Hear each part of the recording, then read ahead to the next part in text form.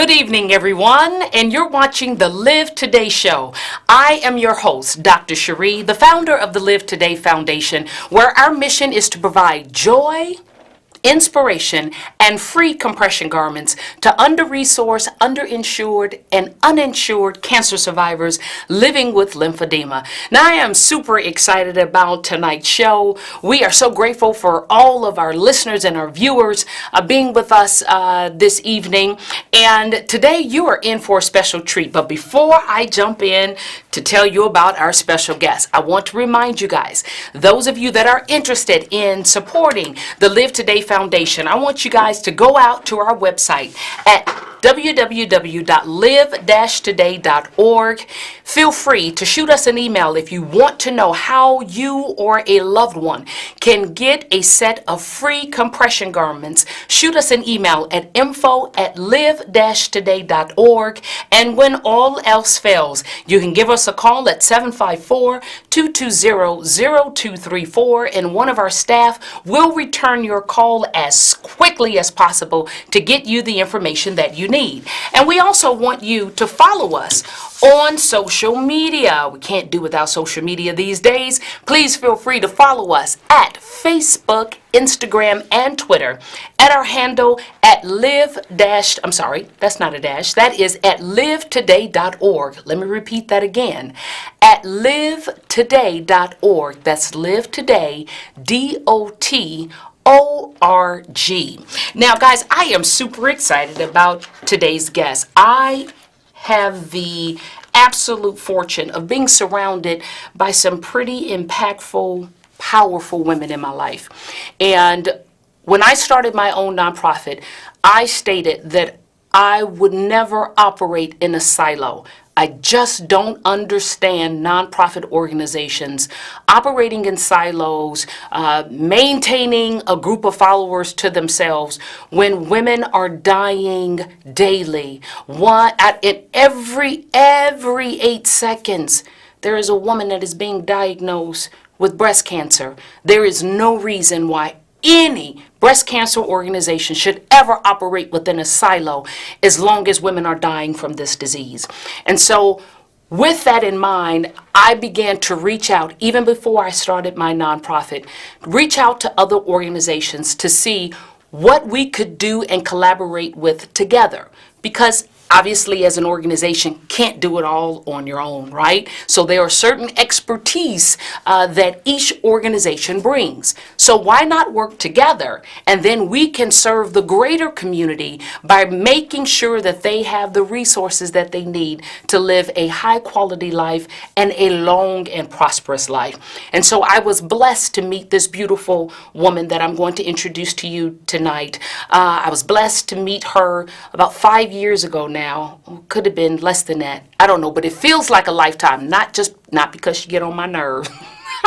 She is absolutely fantastic, but it feels like a lifetime because I feel like I have carried her in my heart for my entire life. This woman is one of my co-producers.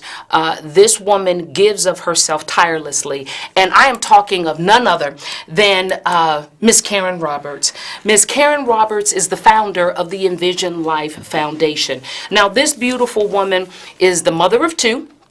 She has been married for 30 years to Mr. Kirk Roberts, and she is a 7-year breast cancer survivor. Yes, 7-year breast cancer survivor. And as an overcomer, she, along with 2 other survivors, started the Envision Life Foundation, a 501c3 nonprofit organization, and its impact, and the impact, I'm telling you, of this grassroots organization within the Chicagoland area on the lives of so many survivors, co-survivors, and caregivers has been tremendous. And so, without further ado, please help me welcome one of Live Today Show's co-producers, none other than Mrs. Karen Roberts. And the crowd goes wild. Karen, thank you so much, sweetheart. Mwah. You're welcome.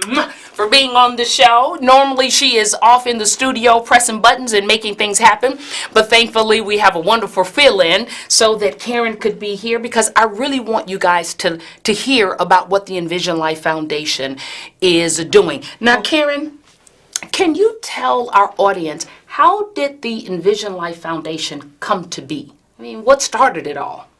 Well, it actually started around my diagnosis. I was diagnosed about 7 years ago, and during my time in chemotherapy, I met two other beautiful young ladies that were actually going through themselves on chemo. And it was just a kindred spirit that we had, trying to help each other get through the tough times of chemo. Yes. So we developed this bond. Kizzy was her name, and Tammy was the other, and we started the organization called Envision Life.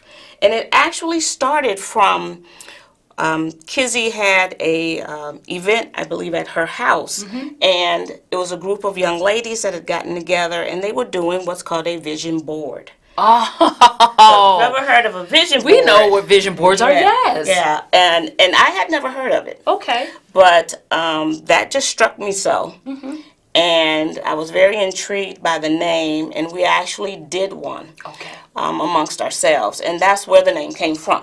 Envision Life. Okay. We want to envision ourselves beyond what we see right here, right now. So Now, were you guys still in chemo? yes. Oh, wow. Yes, we were actually in chemo when we started the organization, and we have since we've had support groups where we've all done vision boards. Okay. So that was a part of the support group session that we had once before. So we've done a variety of things. Okay, fantastic. Now, can you guys imagine? I want you to feel the depth of, imagine going through chemo, having an event where you're putting together a vision board to envision your life tomorrow beyond where you are. That is very difficult to do, because I can tell you during my diagnosis, it was very difficult, even though I knew that this part, like chemo, was going to come to an end, right? Radiation would come to an end.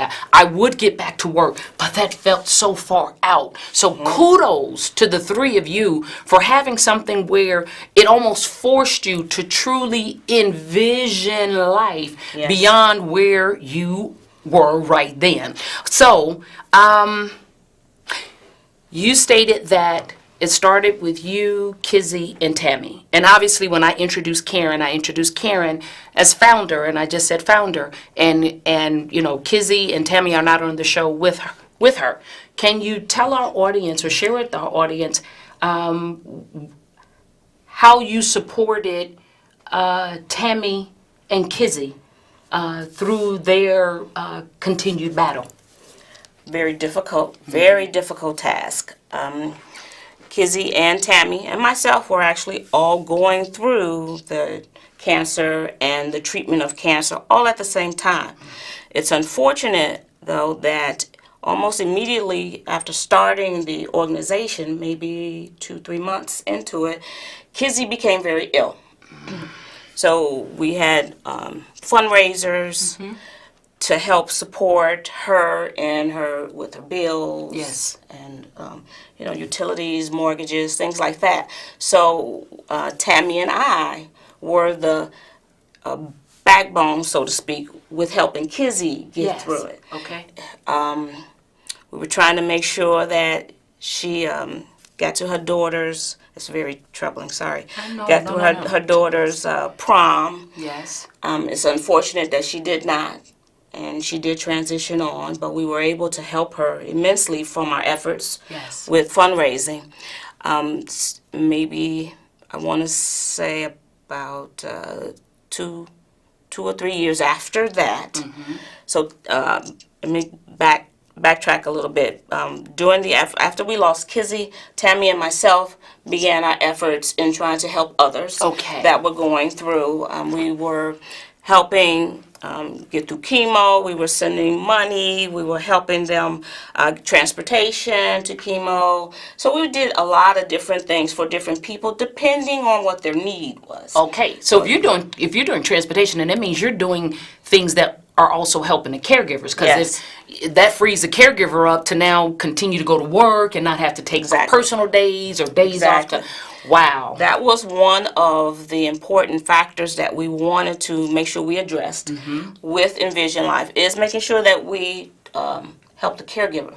Because a caregiver is such an important role on how the person responds or recovers Absolutely. after the diagnosis. So Oh, that's man, a that's very so important part of it. But as we are helping people and helping others try to get through the diagnosis and then later become survivors, Tammy became ill. And it was very troubling time. So the two then became one. So we have had numerous efforts underway with the foundation, doing fundraising Yes. events, multiple Yes. fundraising walks, different things like that. Correct. Now, see, and I have to say that I had the opportunity, I did not have the opportunity to meet Kizzy, but I did have the opportunity to meet and come to know and love dearly Tammy. There were certain things about her that people would see us, when they would see me, they were like, oh, you remind, is she? So there was a kindred spirit there that developed. And I can tell you that these women in this organization, it's something about when you go through an ordeal and you say to yourself, I'm not just going to get through it, but this was so impactful on my life that I am going to give of myself emotionally, physically, financially, and of your time, though that four-letter word that is your most precious commodity, to pour into the lives of not only survivors, co-survivors, and caregivers throughout this process. And I can only imagine that that had to be very difficult for you, because you became, in essence, one of their caregivers. Yes. And so to start a foundation with three women that set out on a goal to impact the lives of other individuals that have received this diagnosis, to do so and then now watch them transition, and you yourself have to remain strong and uplift their light in the midst of probably questioning your own mortality. Because we as breast Very cancer difficult. survivors, don't we do that every day? Yes. Every least little bit of hurt. And then now when you have somebody that you love close up to you, and you see them going through the steps of decline, if you will, oh man, that is very difficult. Because Tammy's passing touched me. You know, I was involved in the last fundraiser Yes. event that you were doing for her, and I was involved in going through, Tammy and Karen reached out to me during the last few months of her life regarding possible treatment and what was available for her. So Yes. me as a physician, I kind of reviewed some of the things and kind of acted like that second opinion. But it was ripping me up inside just to watch Tammy fight so hard and Yes. to go through this battle. So I'm hoping our audience is appreciating the depth of what we pour in and give to our respective organizations. Now, I have some more questions to ask Karen, but I want you guys to know, remember, if you want to in any way support the Live Today Foundation, please go out to our website at www.live-today.org. If you want an application on how to receive free compression garments, please shoot us an email at info@live-today.org. And if all else fails, give us a call at 754-220-0234. Now, Karen, can you tell me this? Once Tammy transitioned, were you at a point where you questioned whether or not you should continue the foundation? Oh, yes. Yeah. Because it was a lot. It took a lot out of me. And like you said, you know, sometimes when you're going through, you don't actually feel the brunt of really what you're doing. We're a mother. So then if you think about somebody else, your child is hurt, but you're ill, you still work hard to make your child better. Correct. You know, to make your friends better. And that's sort of, in essence, what happened with the organization. I'm no longer thinking about myself. I'm only thinking about trying to help and get my friends, my sister, through this time. So then she can come on and we can finish the work that we set out to do. Correct. So it was a very, very difficult time in her passing as well as Kizzy's passing. Tammy was a very, very strong woman. And everybody loved Tammy. Everybody knew Tammy. She was just everywhere. And it was a very huge loss to her friends and family. But I did struggle after that. It did take its toll. It was a very difficult time, and I had to take some time away. I had to step back and say, you know what? I can't right now. Yeah. Now is not a good time. Yeah. And you have to know when you have to step back. Correct. I am so glad you said that, because that's a point that I would have missed in pointing out, because there are times when we, as driven individuals, and you are, like myself, a driven woman, we will drive to the point where we can drive ourselves into the ground. But then there are times, and I pointed this out in my book, you need to be allowed to have your moment. Yes. Because not only did you have to grieve your diagnosis, grieve your treatment, grieve the changes that occurred to you, you needed to allow yourself the time to grieve the loss of your kindred sisters who have gone on and have transitioned, and now it's you. Okay? So you needed the opportunity to grieve that loss, and then you needed to have the opportunity to grieve the fact of being forced to make a decision. Yes. People don't even think about that. That in and of itself can be a form or a place where you have to grieve, because there's yet something else I have to do after all of this fighting that I did, right? To get through this diagnosis. So, and I remember you asking me, hey, what do you think? I don't know. I'm not feeling this. I don't know if I should continue because, what we strove for. And I said, sweetheart, I remember that. your organization is called Envision Life, and Kizzy and Tammy still want individuals to envision life. Yes. And under the umbrella of envisioning life, there are a number of opportunities where you had the resources to tap into the lives of other individuals. So tell our audience one of the things that spun off from that redirection that Envision Life took. Almost like a reorganization, so to speak. Yes. But I still wanted that possibility of helping, or not possibility, I wanted to help other people. Yes. So I've always had an interest in helping people that are under-resourced, underserved. Yes. And I thought about clothing. Okay. So I've opened a closet. And right now we have a closet in Harvey through Holy Temple Cathedral. And we give new and slightly or gently used clothing to men, women, and children. And don't just have them there. We give them away. And it's free. Free? Did I say free? As my husband says, if it's free, it's for me. If it's free, it's for me. So we have a beautiful closet. There was a room that's donated to us, and we have beautiful items, new and used again. And people will come in, they'll call.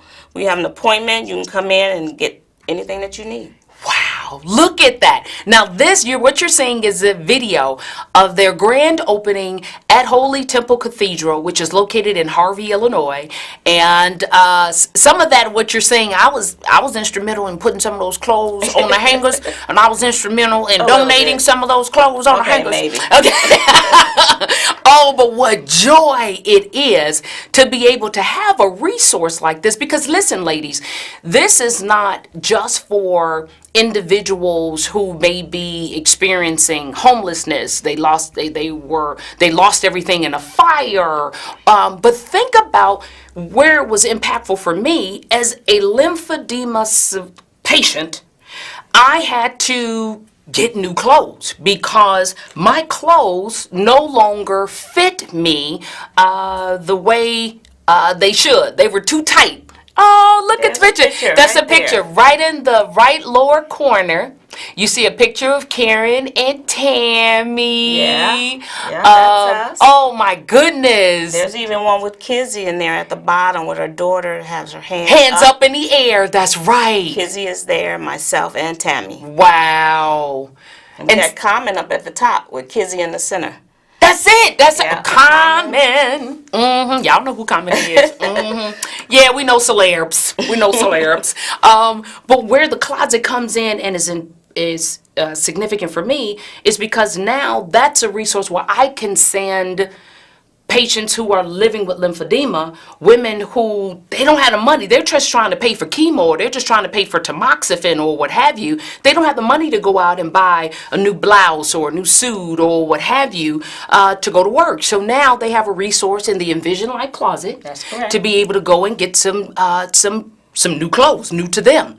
Yes. Now, Karen, I hear you weren't satisfied with just that location in Harvey, Illinois, because what does that do for the folks that's like me, located on the south side of Chicago? So now tell us what you're doing now. Well, as a result of that magnificent play that we were in, Yes. remember that play? The new me, I didn't want wanna to be. Which, stay tuned, because it's coming again this year. You're going to have some details. And not only are we planning on being in one location, we're planning on doing it in two. So stay tuned Yes. for news about the new me I didn't want to be, because we're doing it again. Okay, go on. So that's at the Timothy Community Corporation. Yes. Which is on 43rd and Drexel. So they've asked us, and we made an agreement that we want to do an Envision Life closet. So we wanted to do the closet. It's going to be there. I mean, this all happened as a result of our play. Wow. So you see how things happen for a reason. Yes. Right? Absolutely. We didn't know this was going to happen this way. No. So glad it did. Yes. So we have a grand opening where we're opening Envision Life closet number 2.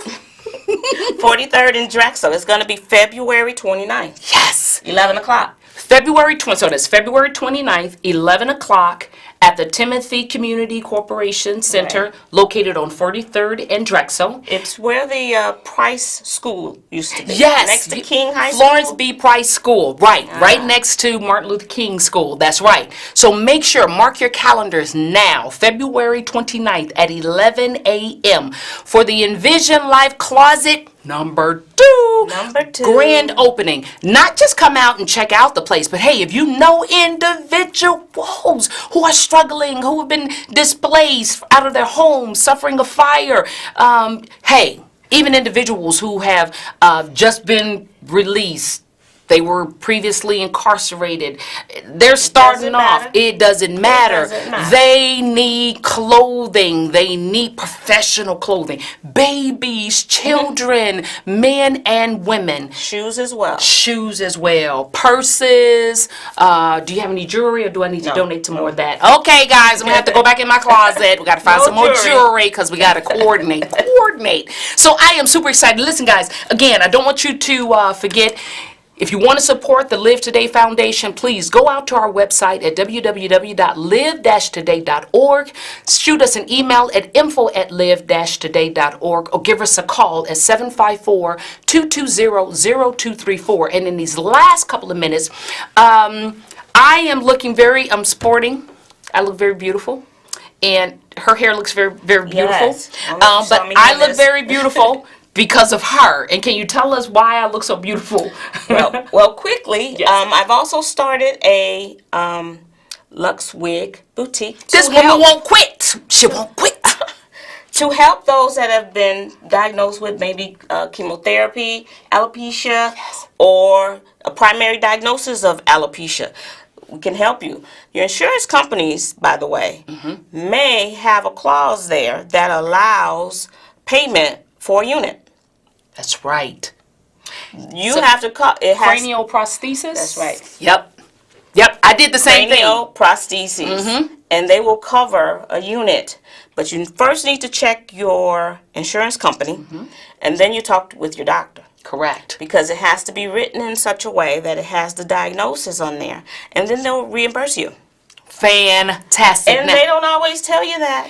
They don't. So I'm telling you, ladies, this is what I did. Turn your health insurance card over. Call that number on the back. You let them know that you're you're going through chemotherapy, or for those women that have had chemotherapy and your hair did not grow back, it applies to you too. You give them a call, because if your insurance company covers it, you are entitled to at least one unit, and it generally works where you're reimbursed. I remember I purchased mine and then I got reimbursed.